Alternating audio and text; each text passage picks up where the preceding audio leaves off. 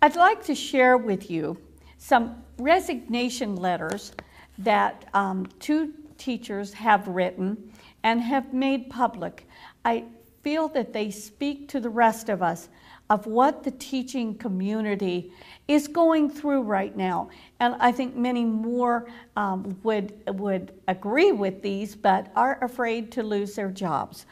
Gerald Conti, a veteran social studies teacher, writes, "This type of total immersion is what I have always referred to as teaching heavy, working hard, spending time, researching, and attending to details, and never feeling satisfied that I knew enough on any topic. I now find that this approach to my profession is not only devalued, but denigrated and perhaps in some quarters despised. STEM rules the day, and data-driven education seeks only conformity, standardization, testing, and a zombie-like adherence to the shallow and generic Common Core, along with a lockstep of oversimplified so-called essential learnings, creativity, academic freedom, teacher autonomy, experimentation, and innovation are being stifled in a misguided effort to fix what is not broken in our system of public education, and particularly not at West Hill. My profession is being demeaned by a pervasive atmosphere of distrust, dictating that the teachers cannot be permitted to develop and administer their own quizzes and tests, now titled as generic assessments, or grade their own students' examinations. The development of plans, choice of lessons, and the materials to be employed are increasingly expected to be common to all teachers in a given subject.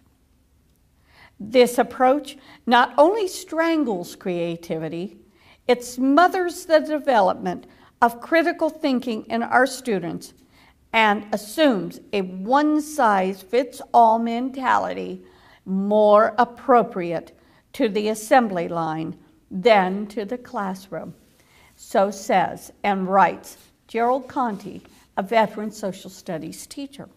Mrs. Slider is a kindergarten teacher and writes this, "I have watched as my job requirements swing away from a focus on the children, their individual learning styles, emotional needs, and their individual families, interests, and strengths to a focus on testing, assessing, and scoring young children, thereby ramping up the academic demands and pressures on them. Each year, I've been required to spend more time attending classes and workshops to learn about new academic demands that smack of first and second grade, instead of kindergarten and pre-K. I have needed to schedule and attend more and more meetings about increasingly extreme behaviors and emotional needs of children in my classroom. I recognize many of these behaviors are the children shouting out to the adults in their world, 'I can't do this. Look at me, know me, help me, see me.' I have changed my practice over the years to allow the necessary time and focus for all the demands coming from above. Each year, there are more. Each year, I have less and less time to teach the children I love in the way I know best and in the way child development experts recommend. I reached the place last year where I began to feel I was part of a broken system that was causing damage to those very children I was there to serve. I am trying to survive in a community of colleagues who were struggling to do the same, to adapt and survive, to continue to hold on to what we could, and to affirm what we believe to be quality teaching for an early childhood classroom. I began to feel a deep sense of loss of integrity. I felt my spirit, my passion as a teacher, slip away. I felt anger rise inside me. I felt I needed to survive by looking elsewhere and leaving the community I love so dearly. I did not feel I was leaving my job. I felt then and feel now my job has left me.